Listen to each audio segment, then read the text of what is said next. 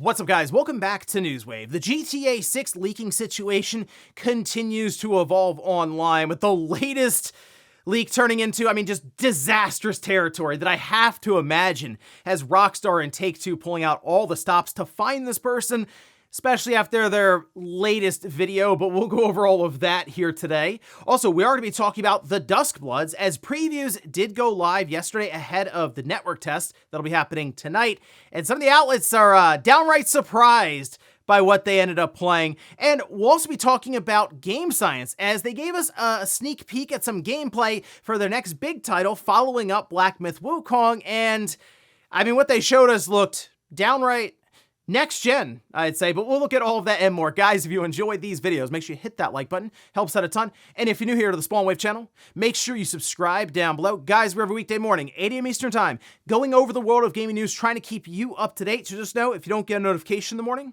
there's probably a video here to check out on YouTube or on Spotify, video and audio available there. And we're going to start today with Trails in the Sky second chapter. I'm still working through, just about done. I'm almost done the finale chapter, if you will, in first chapter, which is actually setting things up nicely for when the sequel, second chapter, comes out September 17th. But turns out you can get a head start on it right now. We can see this over on Gamatsu.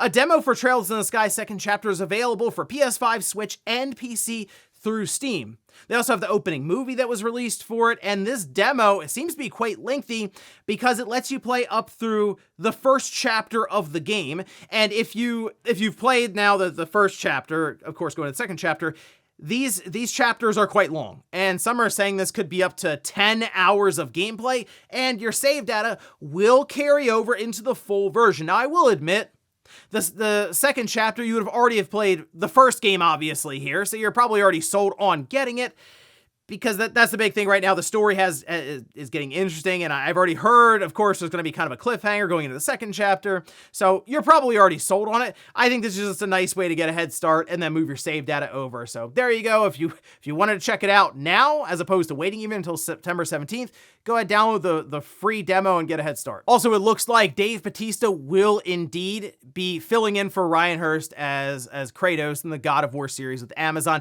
This was reported over on Variety.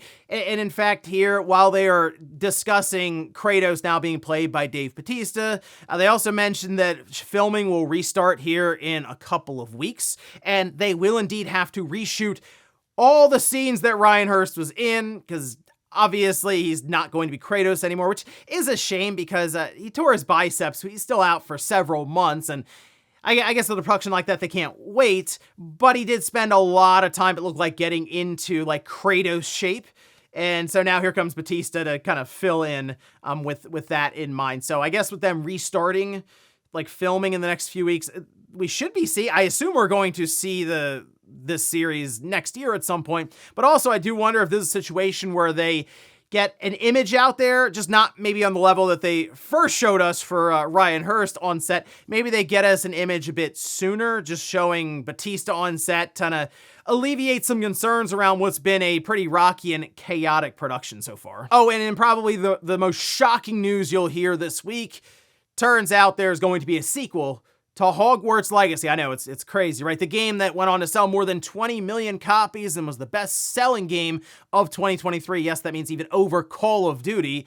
We're going to see another game in that then series, and this we can see. This is over on Game Informer reporting that WB, Warner Bros. Interactive, did mention this in an investor's call, and not really anything else to go on with that. They didn't say an official title. We're kind of assuming that it's Avalanche who developed the first one, who would also be then doing the sequel.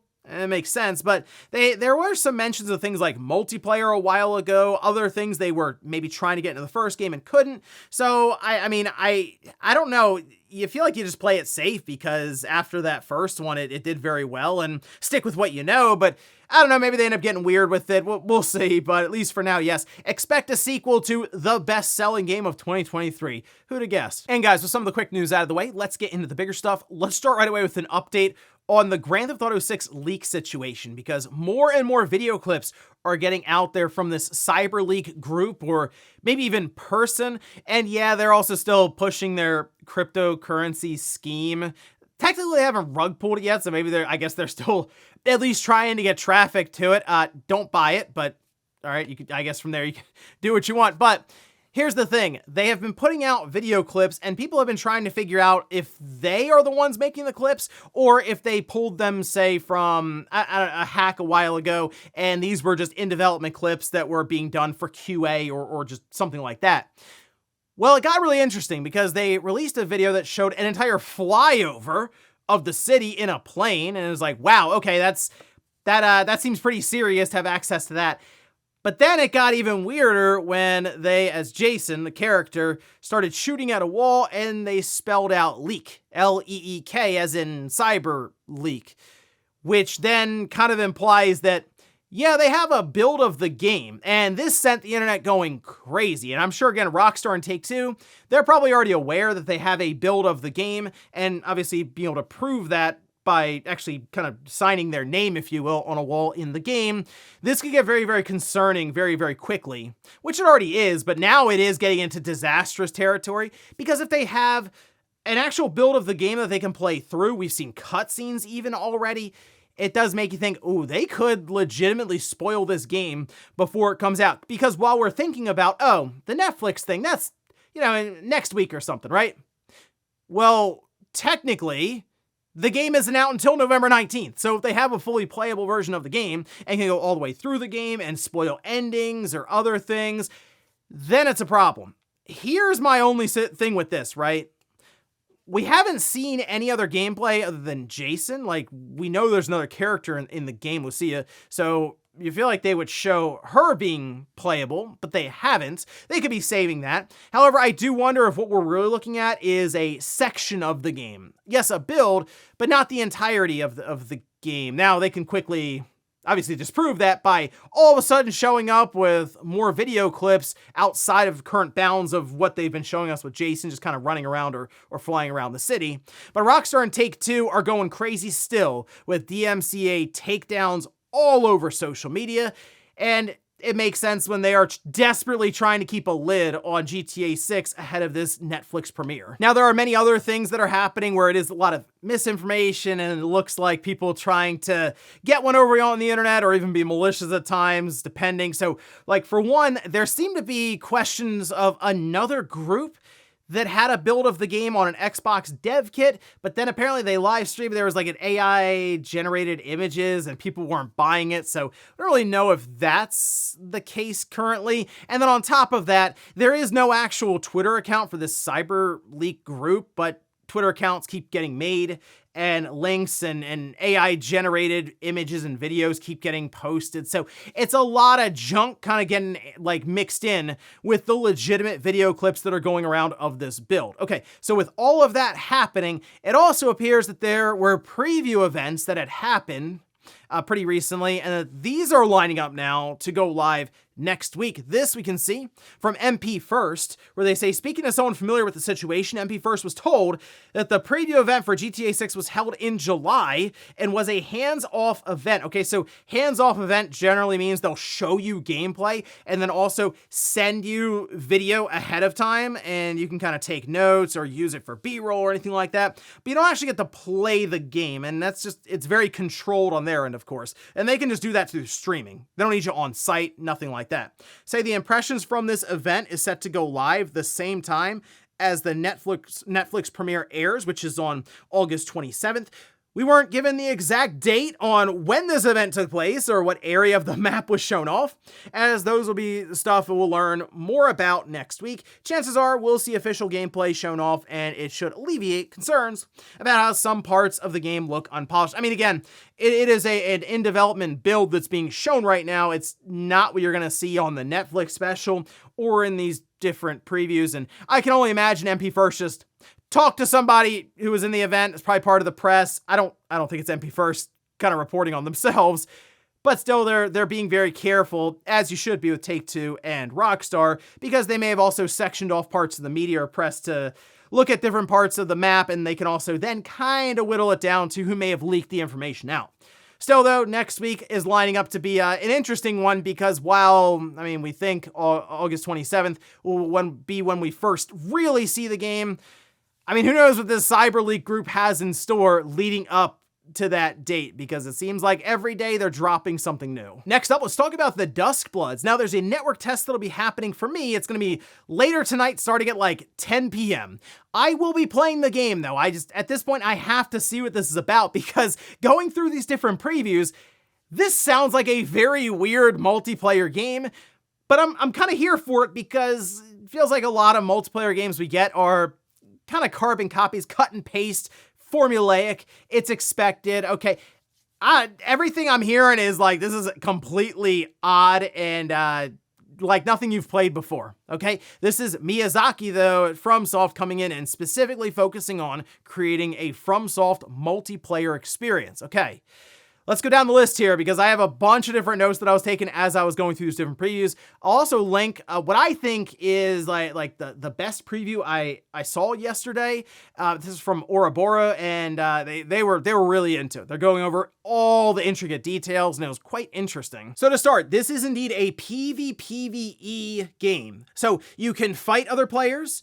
You can also spend time just fighting like full computer controlled enemies on the map, as you typically would say in a Souls game, but you'll have 8 players drop into a match. It lasts roughly 20 to 30 minutes, just depending on how quickly people go through and earn what's called virtue. And virtue points is basically going to rank the different players at each phase.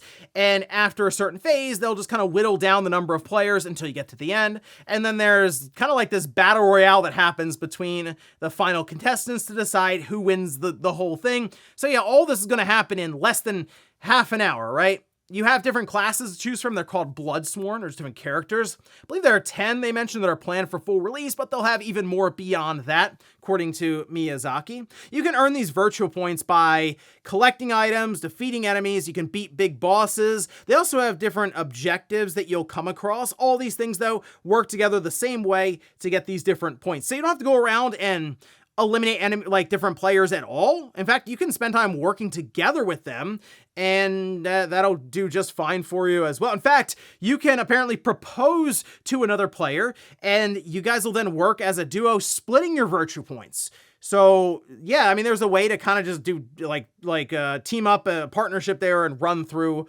a match that way, which I think is kind of a cool thing you can do. You can form these alliances basically mid-match. Now, the movement is one of the highlights. I mean, it's fast. You have triple jumping, you're dodging, you're parrying. It was mentioned there's a lot of verticality for a Souls game, and there's no fall damage. So you could be way up in there and plummet all the way down and just smash into the ground, and now you're fine. So very different from what I've been used to in things like Elden Ring. But the discovery, big highlight here as well. So even just kind of wandering around, finding out different things on the map after 8 hours, some of them are saying we were still finding all kinds of like crazy stuff. The art style doing a lot of heavy lifting here, as it is a 1080p game upscaled to 4K. Frame rate does seem to be kind of jumpy, like it's between 40 and 60. So it at least is above 30, I'll say that, but you know how it can be with FromSoft games where they're not exactly the most stable experiences. Dying does not eliminate you, you just respawn, but of course you'll lose time when doing that, which can put you behind the 8 ball when it comes to earning enough virtual points. And while it just seems like a super unique multiplayer game, also seems fairly complicated, which is, that could be a drawback for it. Now, Miyazaki did explain the reason that they partnered with Nintendo for this game is that they were very excited about it, but also Nintendo's pretty good about figuring out ways to communicate and onboard players early on in a game like this, just to get across, okay, this is what you're supposed to be doing in the game. And admittedly, Miyazaki said, we're not the best at that. We kind of drop players in and have them figure it out. So that's an interesting pairing there with Nintendo working to at least try to communicate the objective, the goals, and how to play a FromSoft game, but still kind of keeping that discovery and that FromSoft-like feel to it. But I'm really curious, will Souls players be into the multiplayer side of things? Because that's the big hang up I see right now, the back and forth online. I wanted a single player Souls games. Yeah, but like the multiplayer one could be kind of interesting. I don't know. Do I really want to go through that all the time? Yeah, there is like multiplayer implications in different Souls games. People can invade your game. Apparently you can invade here too. You can be a 9th player and invade an 8-player room. But still, this is like much more so as multiplayer being part of every single experience you're going to go through, at least every room, every part of the gameplay. And I don't know, is that... I get why Souls players are kind of like, a little unsure about it, but there's a network test, as I mentioned tonight, but also throughout the weekend, so people will get a chance to at least go hands-on with it. I will, and then I'll give some of my thoughts probably on the podcast Saturday night. Next up, let's talk about the Circana sales results. Now, this covers in the US video game sales for the month of July, and it wasn't a great July from what we were seeing with some of the results here. Now, Matt Piscatella did share this information. We can see this over on his social media account.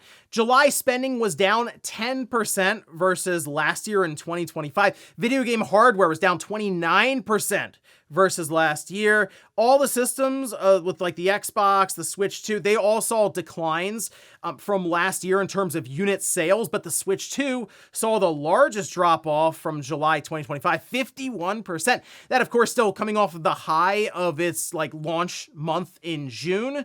But it's going to get more difficult for Nintendo as we go into September, where their prices are going to go up $50 in the US. Doesn't get easier to sell systems as they get more expensive, but hardware outright, just overall, the spending fell to a low not seen since 2020. And remember, that's when things were mostly sold out during the pandemic. Now, the Switch 2 did sell the most units in July. The PS5, though, did lead in dollar sales. The Switch 2 remains ahead of the Switch 1 by 11% when they're launch aligned. 6 of the top 10 selling games were new games, which is quite interesting, the fact that it is down, the overall market's down 10% from last year, because there's a bunch of new releases you can see on this chart. Top 10, I mean, Call of Duty Black Ops 2 is leading the way. What year is it?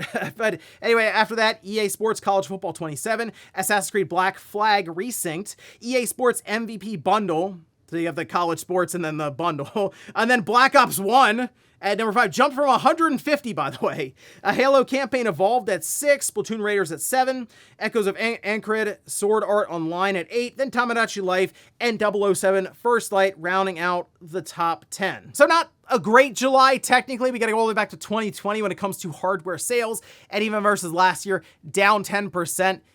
It's kind of expected where I see the video game market going, especially into next generation, where I think it's going to be it's going to contract a bit, okay? We're going to see kind of a video game market recession, I feel, just because of how expensive things are going to get. Less units will sell, more money could be coming in, but you're going to just shrink down the overall user base who is interested in running out and picking up the latest system because it's just too expensive, especially if we see $1,000 consoles like are currently being projected. Oh, and speaking of projections, it looks like Circana is going to have to make more of those for Microsoft because they are leaving like Circana in terms of providing digital sales data. So a little more difficult for Circana here, at least on Microsoft's end. And in our last bit of news, let's talk about Game Science as they dropped 15 minutes of gameplay for their new title that is currently in early development, and it's hard to tell. I will admit, when they're showing this, I know it's a curated slice, as in they're showing us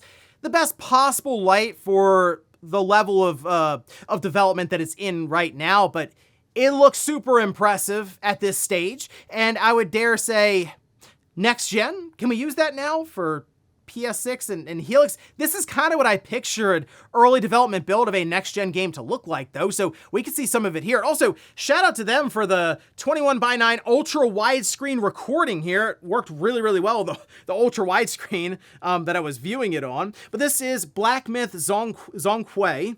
And this, of course, following up Black Myth Wukong, action Souls-like game, as you'd sort of expect them, playing off what they already know. And man, the visuals, they look good. Like, when I think of next-gen games for a PS6 or an Xbox Helix, or even newer video cards on PC, this is kind of what I'm expecting. The animations and the combat are really, really smooth. And so you have your sword, but then also you have hand-to-hand moves, of course, so you can kick or punch. Those looked and felt very, very impactful with this gameplay. And the thing that so I think about what we could see more of for next gen, we'll say, or just kind of the next evolution of open world or more reactive worlds is what I would say. And so here you can see when, for example, they're hitting the ground, debris is popping up and flying all over the place, pebbles and other things, and they even like throw fire on the ground, and it spreads pretty nicely, and they pull it back in. We've had fire spreading in games. I don't know, something about this looked like it was there was a bit more there for it. The dodge I do like it has like this cool after image sort of effect. Like the character is in slow motion, but then the sword slash from the enemy is very fast. It looks really, really cool. The boss battle at the end had some really impressive choreography, and again, the animations, everything was really on point. Game Science is, man, they're putting on a show. They're almost showing off here with this, especially with what we've seen out of more like the Western studios when it comes to some of the bigger budget AAA games. Out of Game Science is they're firing on all cylinders right now, coming off of that really strong release with Black Myth Wukong. Looks to me like they are definitely reinvesting their money into another big project here. I think we're years and years off. Like, I do believe this is probably a PS6 game, for example. But when it does come out, after just seeing this initial look at an early build, I'm expecting some pretty big things. And before we go to the comment of the day, we'll take a look at the poll that I posted up yesterday, where I ask, you can only revive one of these game franchises for Sony's next multiplayer attempt. Which one would you go with? Killzone was number 1. Okay, interesting. All right. Resistance was 2, SOCOM was 3, and Motorstorm. I threw Motorstorm in there because I'm like, man, I got like a couple first-person shooters. I got a third-person military. Let's do something racing-wise. And Motorstorm, that seems like it could be kind of, can you imagine like a big, like, I don't know, like open world online hub for Motorstorm? That'd be kind of cool. I was a little surprised SOCOM wasn't higher. That seems like one that would make the most sense to go with. But Killzone is an interesting first-person shooter that I think would stick out a bit. I do. And I think they could have something there, as in I feel like people would still remember that series, even though it's been kind of on the back burner for a while now. And it's weird to me that Sony doesn't look at games or franchises that should be easy fits for online multiplayer, live service, even components. And then they just go, nah, let's try fair games. So that might be the answer. And we'll finish up with the comment of the day, as you're seeing here. This is from Rodriguez, who says, this will be known as the wasted generation. We used to get a whole trilogy in one generation, and now we're waiting on an entire generation between games, and all because they tried to force studios to make live service games that fail. So I will say, third-party wise, this has been a pretty good generation, at least I believe so. I mean, a lot of the third-party games that come out, they at least try to target 60 frames per second. I think most games still look really good on the PS5 and the Xbox Series. But when it comes down to first-party games, this is a lackluster generation for the PS5 in the sense that it shares a lot of games with the PS4. Games that we would expect to come out from their big first-party studios, like Naughty Dog, for example, or you can even say Sony Santa Monica, because they've released PS4 games that you figure were just going to be PS5 titles. And, well, Guerrilla, Horizon Hunter's Gathering, we'll see about the third Horizon game. But the PS5 shares a lot of games with the PS4, and I think by the time some of these other big games come out, it's going to share a lot of games with the PS6. So it's almost like blending between the two generations, and I understand Sony's made a lot of money with the PS5, but ironically enough, while live service games have kind of doomed them in the sense that it's pushed back a lot of development timelines, it's also kind of saved them, because the reason they make so much money are from these third-party live service games like Fortnite, Apex Legends, Roblox, and so on. So you're right, it was just a very strange generation that you could absolutely describe as a lost generation despite having some pretty good offerings from third parties. And ladies and gentlemen, that's going to do it here for Newswave. If you enjoyed this video, guys, hit that like button. If not, hit the dislike. Leave comments down below about everything we talked about here today. If you missed yesterday's Newswave, I'll leave it up here in a card. Or maybe you wanted to hear about how, with modern gaming and kind of the direction that's going, a lot of people are turning to retro gaming and how there's just so many options and ways to approach it. I did a video on that, and I'll leave it right below. Thanks, guys, for watching. Have a great weekend. I'll see you back here Monday morning, 8 a.m. Eastern Time for Newswave.